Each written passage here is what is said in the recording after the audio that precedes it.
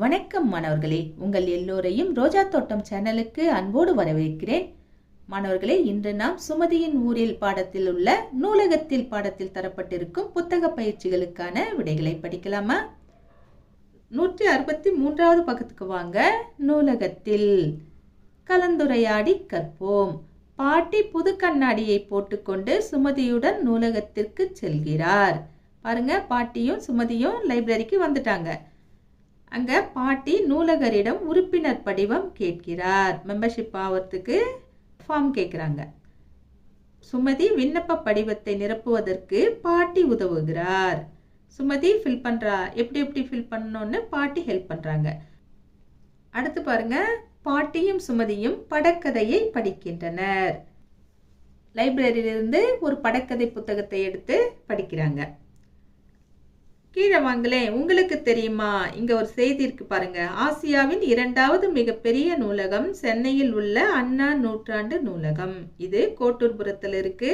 ரொம்ப பெருசா இருக்கும். வாய்ப்பு கிடைச்சதுன்னா கட்டாயம் போய் பாருங்க. குழந்தைகளுக்குன்னு தனி பிரிவு, தனி தளமே இருக்கு. அடுத்தது படிக்கலாம் பகிரலாம். சுமதி நூலகத்தில் படித்த கதை புத்தகத்தின் பெயர், எழுதியவர் பெயர், பிடித்த கதை மாந்தர் பற்றி தன் அம்மாவிடம் பகிர்ந்து கொண்டார். நீங்கள் படித்த புத்தகத்தை பற்றி பகிருங்களேன். புத்தகத்தின் பெயர், எழுதியவர் பெயர், கதையில் எனக்கு பிடித்தவர், இதையெல்லாம் சொல்லணும். நீங்க எந்த புத்தகத்தை படிச்சீங்களோ அந்த புத்தகத்தின் பெயரை எழுதணும். அந்த புத்தகத்தை எழுதியவர் யாருன்னு எழுதணும். அந்த புத்தகத்தில் இடம்பெறக்கூடிய உங்களுக்கு பிடித்த ஒரு கேரக்டரை பத்தியும் எழுதணும். ஒரு உதாரணத்துக்கு நான் இதை எழுதியிருக்கேன். புத்தகத்தின் பெயர் கிழவனும் கடலும், எழுதியவர் பெயர் எர்னஸ்ட் ஹெமிங்வே, கதையில் எனக்கு பிடித்தவர் மானொலின். அடுத்தது பாருங்க, பாடலாம் எழுதலாம். நூலகம் செல்லலாம், கதைகள் படிக்கலாம், நூலகம் செல்லலாம், படங்கள் டேஷ், நூலகம் செல்லலாம், அமைதியாக டேஷ், நூலகம் செல்லலாம் டேஷ் வளர்க்கலாம். இப்படி கொடுத்துருக்காங்க. நாம இதை ஃபில் பண்ணலாமா? ரொம்ப எளிதுதான். நூலகம் செல்லலாம், கதைகள் படிக்கலாம், நூலகம் செல்லலாம், படங்கள் பார்க்கலாம், நூலகம் செல்லலாம், அமைதியாக படிக்கலாம், நூலகம் செல்லலாம், அறிவை வளர்க்கலாம். அடுத்தது வாங்க எழுதலாம். நூலகத்தில் காணப்படும் அறிவிப்புகளை எழுதவும். இங்க அறிவிப்புகள் நிறைய இருக்கு பாருங்க. உரிய நேரத்தில் புத்தகத்தை திருப்பி தரவும், புத்தகத்தில் எழுதக்கூடாது, அமைதி காக்கவும், இப்படி 3 அறிவிப்பு இருக்கு இல்லையா? அதை அப்படியே நாம எடுத்து எழுத வேண்டியதுதான். இவங்களே இங்க புத்தகத்தை எடுத்த இடத்தில் வைக்கவும்னு கொடுத்துட்டாங்களா? அதுக்கப்புறம் நாம என்ன எழுதலாம்? அமைதி காக்கவும், புத்தகத்தில் எழுதக்கூடாது, உரிய நேரத்தில் புத்தகத்தை திருப்பி தரவும், இப்படி எழுதினா முடிஞ்சது. அடுத்தது 165வது பக்கத்துக்கு வாங்க. கற்றல் பயணம். பட விளக்கத்தை பார்த்து விடையளிக்க. இங்க கிழமை கொடுத்துட்டாங்க. ஞாயிறு, திங்கள், செவ்வாய், புதன், வியாழன் கொடுத்துட்டாங்களா? நூலகத்திற்கு வருகை தந்தவர்கள் எத்தனை பேர் வந்தாங்கங்கிறத படத்தோட கொடுத்துருக்காங்க. கீழே வினாக்கள் இருக்கு. வினாக்களுக்கு போகலாமா? நூலகத்திற்கு அதிகமானவர்கள் வருகை தந்த கிழமை எது? இங்க எந்த கிழமையில நிறைய பேர் நிக்கிறாங்கன்னு பாருங்க. ஞாயிற்றுக்கிழமையில தான் இருக்காங்க இல்லையா? அப்போ ஞாயிறுன்னு எழுதிக்கலாம். அடுத்த கேள்வி, புதன்கிழமை எத்தனை பேர் வருகை தந்தனர்? புதன்கிழமைக்கு வாங்க, அங்க இருக்கிறவங்களை கவுண்ட் பண்ணி எழுதுங்க. நான் கவுண்ட் பண்ணிட்டேன். 16 பேர் இருக்காங்க.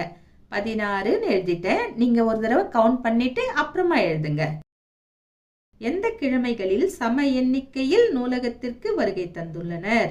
அதாவது நூலகத்திற்கு மக்கள் சம எண்ணிக்கையில வந்திருக்கிறாங்க. எந்தெந்த கிழமையில? திங்கட்கிழமையில 6 பேர் வந்திருக்காங்க. வியாழக்கிழமையிலையும் 6 பேர் தான் வந்திருக்காங்க. எப்படி எழுதலாம்? திங்கள் மற்றும் வியாழன். எழுதிட்டோமா? அடுத்தது வாய்மொழி வினா. உடல்நிலை சரியில்லை என்றால் நாம் என்ன செய்ய வேண்டும்?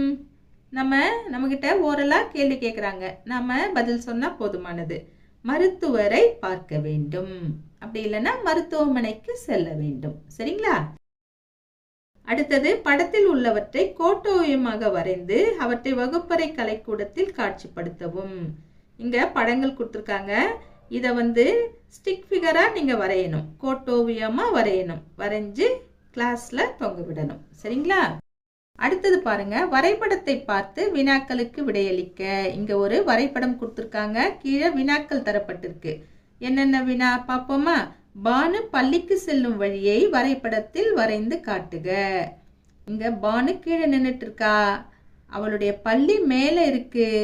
அவ எப்படி போகணுங்கிறத நான் இங்க வரைஞ்சி காமிச்சிருக்கேன். நீங்க பார்த்து வரைங்க, சரிங்களா?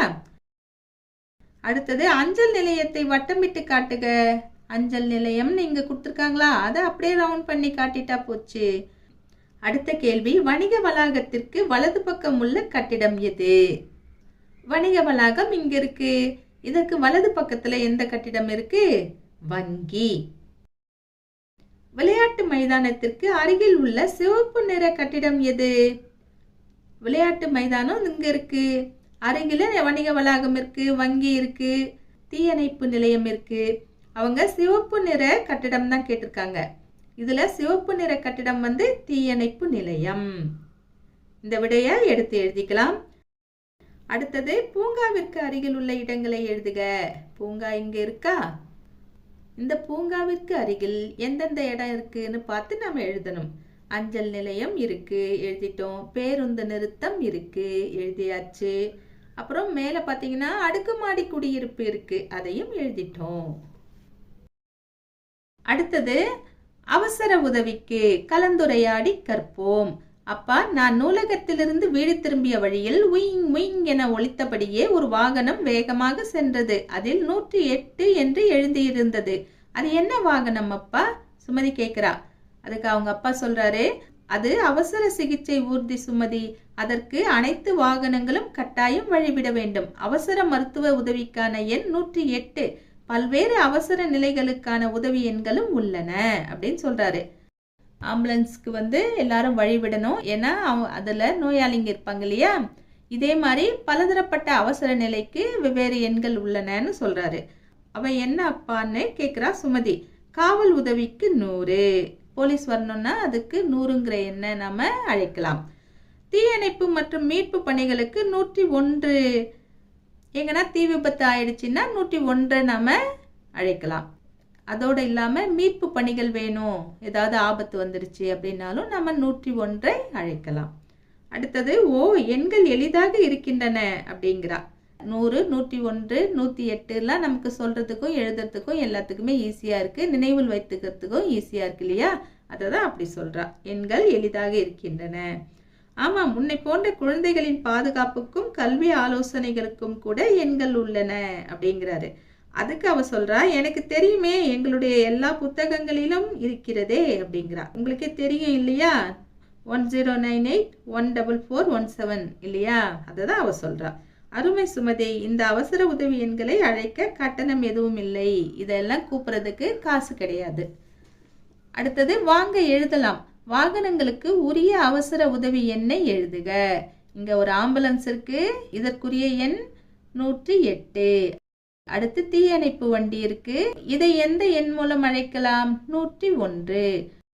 அடுத்தது காவலர் வண்டி நிக்குது, இதற்குரிய எண் 100. அடுத்தது சூழலை படித்து விடையை எழுதுக.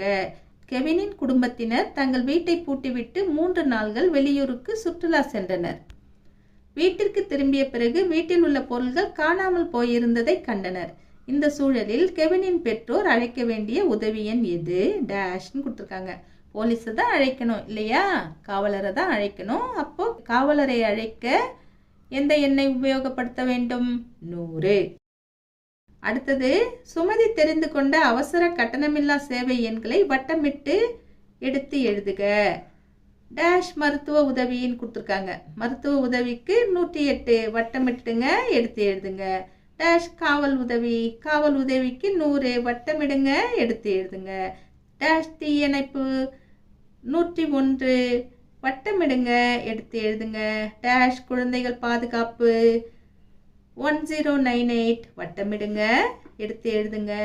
டேஷ் கல்வி ஆலோசனை 14417 வட்டமிடுங்க, எடுத்து எழுதுங்க. அடுத்தது 169வது பக்கத்துக்கு வாங்க. மக்களை காக்க கலந்துரையாடி கற்போம். சுமதியின் அப்பா அலுவலகம் செல்ல தயாராகி கொண்டிருக்கிறார். அப்போது அப்பா அப்பா இங்கே பாருங்களேன் அப்படிங்கிறா.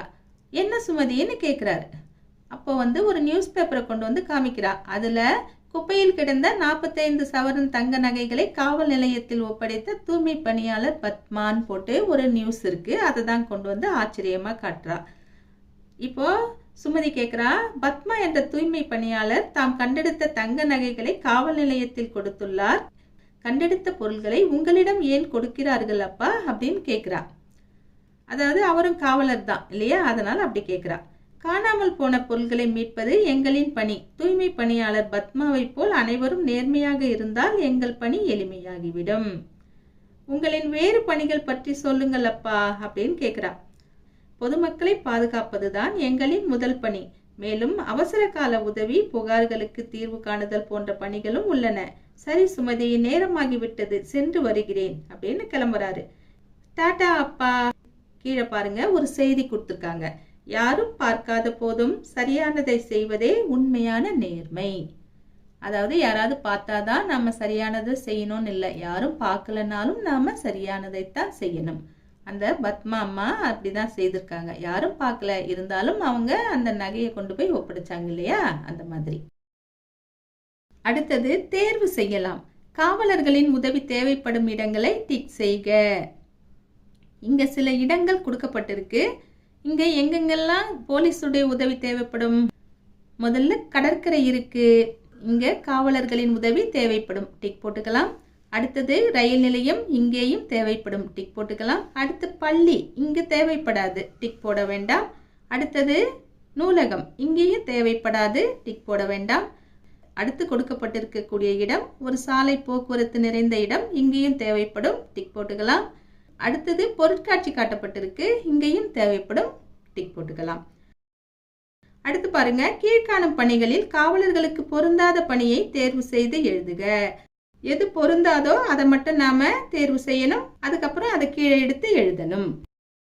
பொதுமக்களை பாதுகாத்தல், இது காவலர்களுடைய பணிதான், இதை தேர்வு செய்ய முடியாது.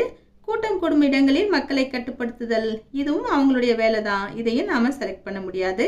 இரவு நேர காவல், இதுவும் அவங்களுடைய வேலை தான், இதை செலக்ட் பண்ண முடியாது. நோயாளிகளை பரிசோதனை செய்தல், இது அவங்க வேலை இல்லையே, இது மருத்துவர்களுடைய வேலை, அதனால இதை நாம டிக் செய்துக்கலாம். அதுக்கப்புறம் அதை எடுத்து கீழே எழுதி கொள்ளலாம். அதுக்கப்புறம் பாருங்க, வாங்க எழுதலாம். புதிரை உருவாக்குக.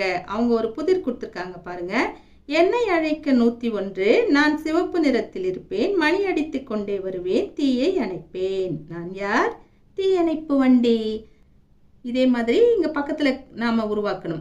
என்னை அழைக்க 108ன்னு கொடுத்துருக்காங்க, இதை நாம எழுதுவோமா? என்னை அழைக்க 108, நான் வெள்ளை நிறத்தில் இருப்பேன், அவசர ஒலி எழுப்பிக் கொண்டே வருவேன், உயிரை காப்பேன். நான் யார்? அவசர சிகிச்சை ஊர்தி, அதாவது ஆம்புலன்ஸ். மாணவர்களே, இன்று நாம் சுமதியின் ஊரில் பாடத்தில் கொடுக்கப்பட்ட புத்தக பயிற்சிகளுக்கான விடைகளை பார்த்தோம். இந்த பாடம் இதோடு முடியவில்லை. இதன் தொடர்ச்சியை நாம அடுத்த வீடியோல பார்க்கலாம். அது வரைக்கும் டாடா, பாய்.